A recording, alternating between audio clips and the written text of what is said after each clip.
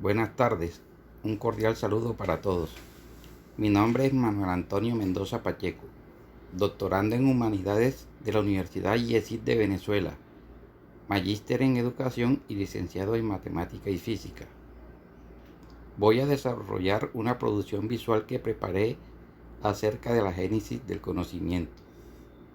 El propósito de este trabajo es mostrar un recorrido sobre el origen del conocimiento en el ser humano, tomando como base los aportes que hicieron los máximos exponentes de la filosofía griega, partiendo desde Tales de Mileto hasta Aristóteles, dividiendo este recorrido en tres periodos muy importantes en los cuales se destacan los presocráticos, los sofistas y Sócrates, y por último, Platón y Aristóteles.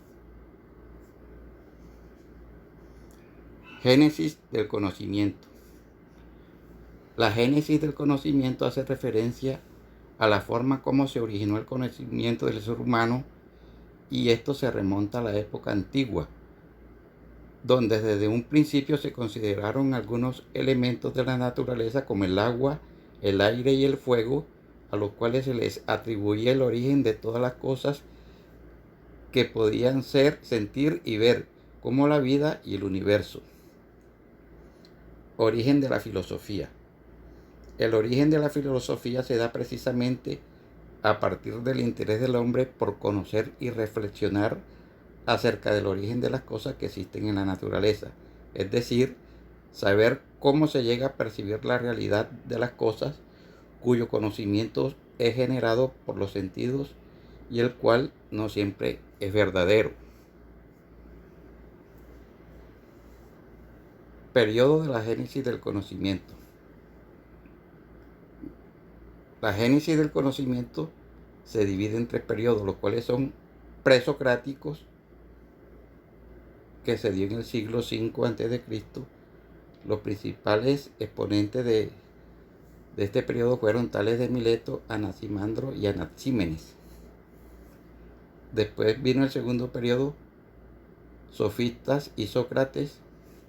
Eso fue en el siglo IV a.C.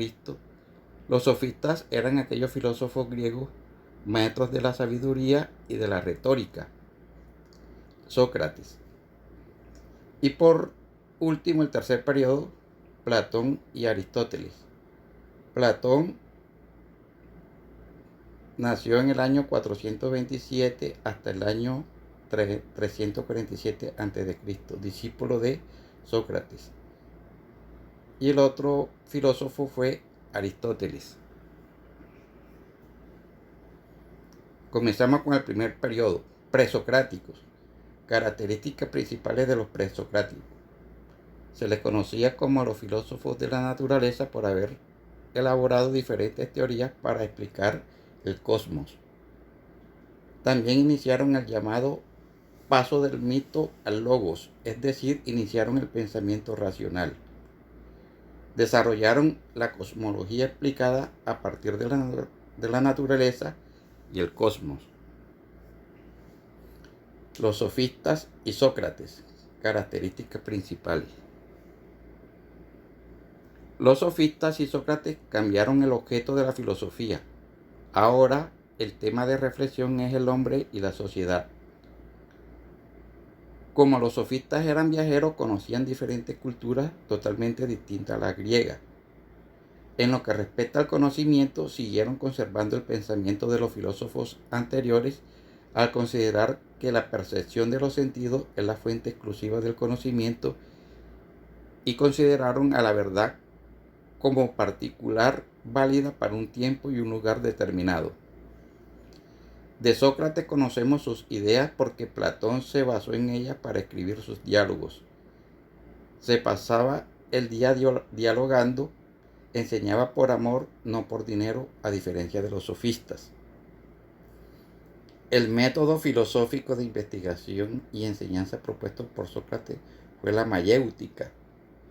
El significado real de la mayéutica es el arte de partear. Sócrates lo focalizó en el arte de ayudar a parir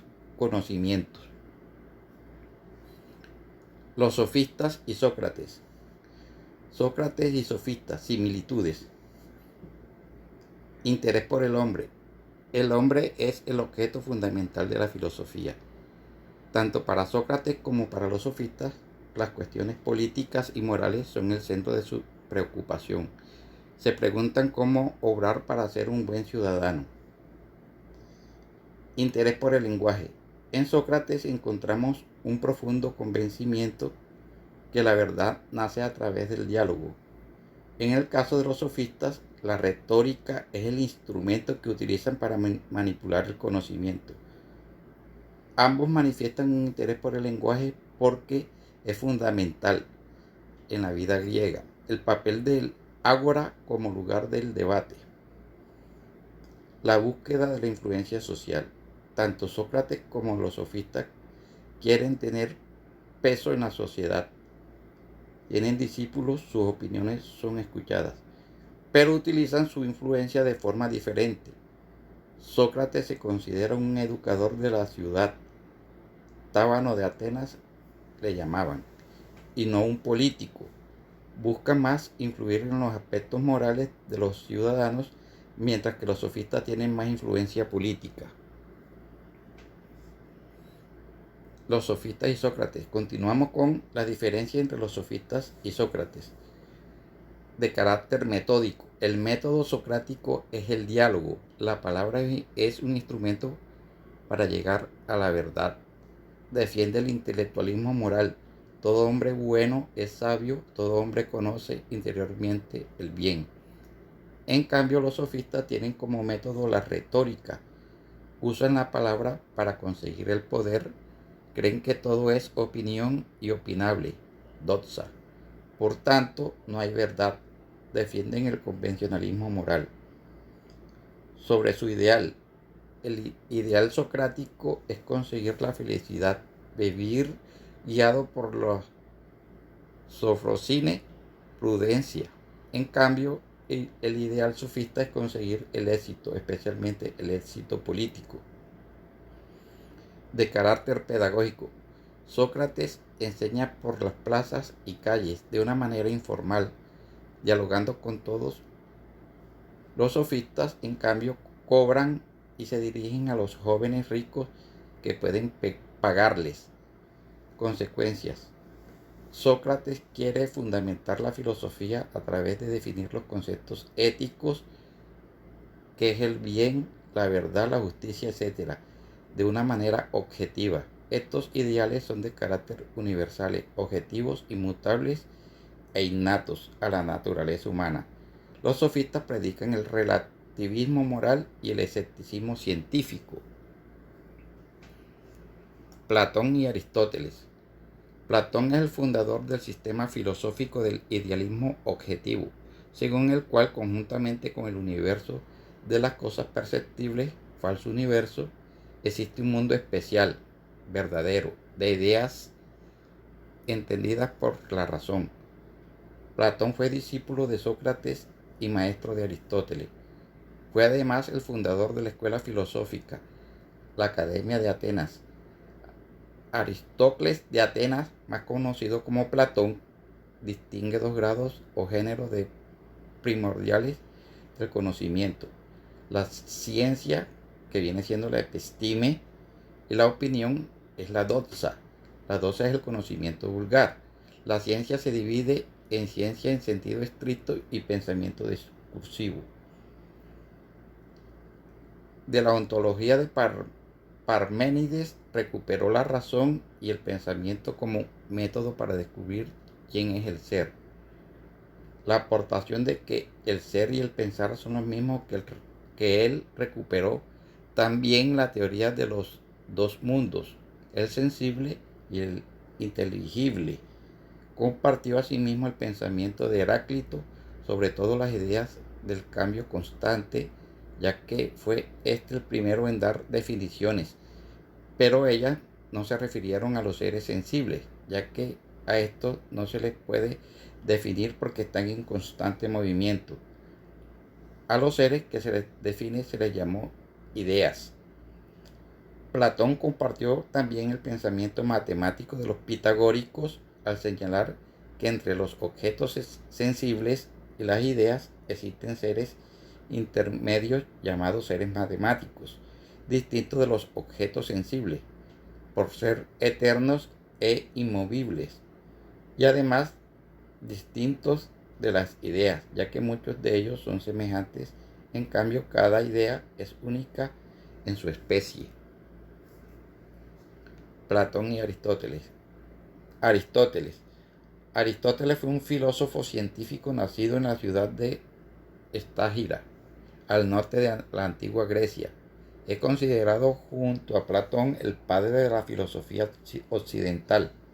Sus ideas han ejercido una enorme influencia sobre la historia intelectual de Occidente por más de 2 milenios. La diferencia fundamental en los pensamientos de estos dos filósofos es que Platón los conceptos son ideas, mientras que para Aristóteles son formas. Aristóteles piensa que solo existe el mundo sensible y que está lleno de cosas materiales y con una forma que viene siendo el alma que se encuentra en ellas. A pesar de todo, las diferencias existentes entre estos dos filósofos coinciden en varias cosas. Ambos confían en la existencia de un ser superior. Platón pensó en Demiurgo, que creó el mundo perfecto a través de las ideas, y Aristóteles induce a un motor inmóvil que es la causa de la creación. La razón es la facultad del ser humano de pensar, reflexionar para llegar a una conclusión o formar juicios de una determinada situación o cosa. Seguimos con Aristóteles. Aristóteles afirmaba que todos los hombres tienen naturalmente el deseo de saber y ellos reciben de la naturaleza la facultad de conocer por medio de los sentidos.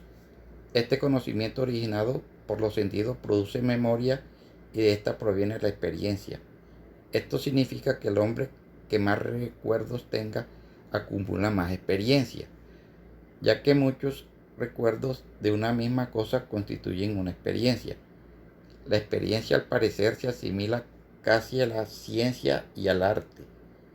Por la experiencia progresan la ciencia y el arte. Aristóteles 2001.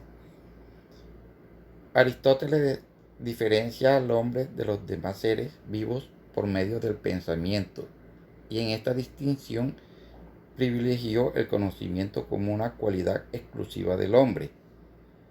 Aristóteles estuvo en desacuerdo con la teoría de las ideas planteadas por Platón, porque esa teoría no explicaba la realidad, el movimiento y el cambio de los seres. Tampoco explica las causas de ellos, porque las ideas son eternas e inmóviles. Para Aristóteles, la esencia o sustancia de las cosas tienen materia y forma, estableciendo relaciones de causa y efecto entre las cosas. Conclusiones. El interés del hombre antiguo por conocer el mundo que lo rodea dio origen a la filosofía. Para los primeros filósofos, la naturaleza fue el objeto de reflexión de los cuales surgieron las primeras explicaciones empíricas sobre el fenómeno que rodeaba la naturaleza y el universo. El conocimiento fue concebido desde la antigüedad de dos modos diferentes: como una imagen o representación mental del objeto conocido, por los estoicos por ejemplo, o como una proposición verdadera, como es el caso de Aristóteles, dando lugar a distintas interpretaciones de sus características. En la antigüedad, las ideas empiristas las encontramos en los sofistas y luego en los estoicos, pero su verdadero desarrollo fue en la Edad Moderna, especialmente en la filosofía inglesa en los siglos XVII y XVIII. Su fundador es John Locke. El intento de mediación entre el racionalismo y el empirismo es el intelectualismo, afirmando que tanto la razón como la experiencia son la base del conocimiento. Otro intento de mediación entre el racionalismo y el empirismo es el apriorismo, que acepta tanto la razón como la experiencia, presentando elementos a priori independientes de la experiencia. En la actualidad, todas esas posiciones filosóficas sobre la génesis del conocimiento han contribuido de forma directa o indirecta en el desarrollo del hombre como un ser integral y con él el desarrollo de la sociedad. Muchas gracias.